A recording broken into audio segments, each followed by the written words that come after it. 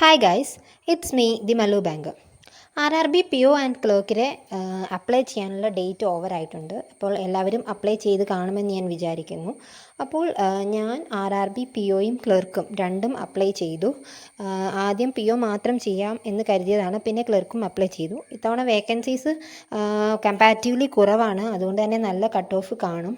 അതുപോലെ തന്നെ നമ്മളുടെ IBPSൻ്റെ ക്ലർക്കിൻ്റെ നോട്ടിഫിക്കേഷനും ഇപ്പോൾ ഓപ്പൺ ആണ്. അപ്പോൾ ഫസ്റ്റ് മുതൽ അത് ഓപ്പൺ ആയിട്ടുണ്ട്. അതും ചെയ്യണമെന്ന് വിചാരിച്ചിരിക്കുകയാണ്. അപ്പോൾ ഞാൻ അപ്ലൈ ചെയ്തിരിക്കുന്നത് കേരള സ്റ്റേറ്റിൽ തന്നെയാണ്. കേരള സ്റ്റേറ്റിൽ ലാസ്റ്റ് ഇയർ ഞാൻ കേരള സ്റ്റേറ്റിലാണ് അപ്ലൈ ചെയ്തത്. ലാസ്റ്റ് ഇയർ എൻ്റെ ഫസ്റ്റ് RRB എക്സാം ആയിരുന്നു. അപ്പോൾ പറഞ്ഞു വന്നത് എന്താണെന്ന് വെച്ചാൽ, ഇപ്പോൾ ജൂലൈ മന്ത് സ്റ്റാർട്ടായിട്ടുണ്ട്. ഇനി ഓഗസ്റ്റ് 2, 3 ആ ഡേറ്റ്സിലൊക്കെ ആയിരിക്കും നമ്മുടെ PO എക്സാംസ്. അപ്പോൾ ബെയർലി എത്രയാണ് 30 ഡേയ്സ് അത്രയേ നമ്മളുടെ മുൻപിലുള്ളൂ. അപ്പോൾ എല്ലാവരും നല്ല രീതിയിൽ തന്നെ പ്രിപ്പയർ ചെയ്യുന്നു എന്ന് വിചാരിക്കുന്നു. ഒലിവ് ബോർഡിൽ മൺഡേയിൽ മോക്ക് അവൈലബിൾ ഉണ്ട്, അത് ചെയ്ത് നോക്കുക. RRB അസിസ്റ്റൻറ്റിൻ്റേതാണത്. അതുപോലെ തന്നെ ഇന്നിപ്പോൾ ട്യൂസ്ഡേ ആകുമ്പോൾ പ്രാക്ടീസ് മോക്ക് അവൈലബിൾ ആയിരിക്കും. അതിൻ്റെ അപ്ഡേറ്റ്സ് ഒക്കെ ഞാൻ ടെലിഗ്രാം ചാനലിൽ പ്രൊവൈഡ് ചെയ്യുന്നതായിരിക്കും.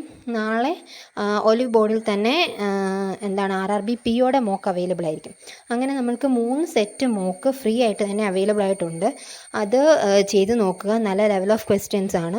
RRB അസിസ്റ്റൻ്റ് ഇന്നലത്തെ മോക്ക് ഞാൻ ചെയ്തിരുന്നു. അതിൻ്റെ മാർക്ക് ലിസ്റ്റ് ഞാൻ ഷെയർ ചെയ്യാം. ഓക്കെ, നിങ്ങളുടെയും സ്കോർസ് എത്ര ആണെന്നൊന്ന് കമൻറ്റ് ചെയ്യുക. അതിൽ എനിക്ക് റീസണിങ്ങിന് 3 എണ്ണം റോങ് ആയിട്ടുണ്ട്. ഞാൻ എന്താണ് എനിക്ക് അറിഞ്ഞുകൂടാ. ഐ തിങ്ക് കോൺസെൻട്രേഷൻ എന്തോ ഒരു ഇഷ്യൂ ആണ്. അല്ലാണ്ട് പസിൽസൊക്കെ വളരെ സിമ്പിളായിട്ടുള്ള പസിൽസ് ആയിരുന്നു. അതുപോലെ തന്നെ അരിത്മെറ്റിക്, അതായത് ക്വാൺസിലോട്ട് വരുമ്പോൾ ക്വാൺസിൽ എനിക്ക് 2 എണ്ണം റോങ് ആയിട്ട് വന്നു. അതും ഡുവബിൾ ആയിട്ടുള്ള ക്വസ്റ്റ്യൻസ് ഒക്കെ തന്നെയായിരുന്നു. ഞാൻ 34 ആണ് അറ്റംപ്റ്റ് ചെയ്തത്. ഓക്കെ, അപ്പോൾ അതിൻ്റെ മാർക്സ് ഞാൻ കാണിക്കാം. അതുപോലെ തന്നെ IBPS ക്ലർക്ക് അതിനും വേക്കൻസീസ് വന്നിട്ടുണ്ട്. വേക്കൻസീസ് ഇത്തവണ കമ്പാരിറ്റീവ്ലി എല്ലാ ഇതിനും കുറവായിട്ടാണ് എനിക്ക് ഫീൽ ചെയ്യുന്നത്.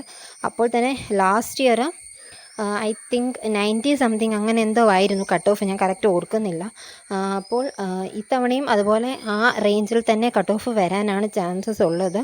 എല്ലാവരുടെയും പ്രിപ്പറേഷൻ നല്ല രീതിയിൽ തന്നെ മുൻപോട്ട് പോവുക. ആ എക്സാമും IBPSൻ്റെ ക്ലർക്കും ഓഗസ്റ്റ് മന്തിൽ തന്നെ ആയിരിക്കും. സോ നമ്മൾക്ക് RRBക്ക് ഇംഗ്ലീഷ് വേണ്ട, പക്ഷേ IBPSന് ഇംഗ്ലീഷ് വേണം. സോ ഈ കൂടെ തന്നെ ഇംഗ്ലീഷും പ്രിപ്പയർ ചെയ്ത് പോവുക. ഇത് കഴിഞ്ഞിട്ട് പഠിക്കാനുള്ള സമയം കിട്ടിയെന്ന് വരില്ല. ഓക്കെ, അപ്പോൾ എല്ലാവരും നല്ല രീതിയിൽ തന്നെ പ്രിപ്പയർ ചെയ്യുക.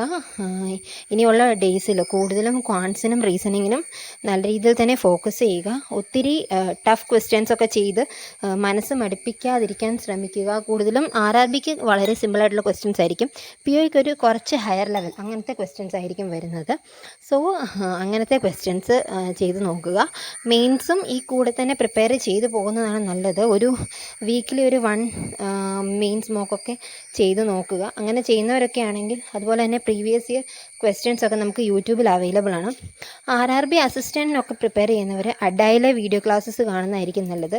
അത് വളരെ കുറവ് ലെവലുള്ള മോക്കുകളൊക്കെ അവർ ചെയ്യുന്നുണ്ട്.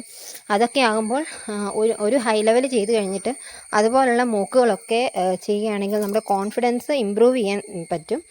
ഓക്കെ, അപ്പോൾ ഇത്രയും കാര്യങ്ങളൊക്കെയാണ് ഇന്നത്തെ വീഡിയോയിൽ പറയാനുള്ളത്. Thank you for watching. Bye bye.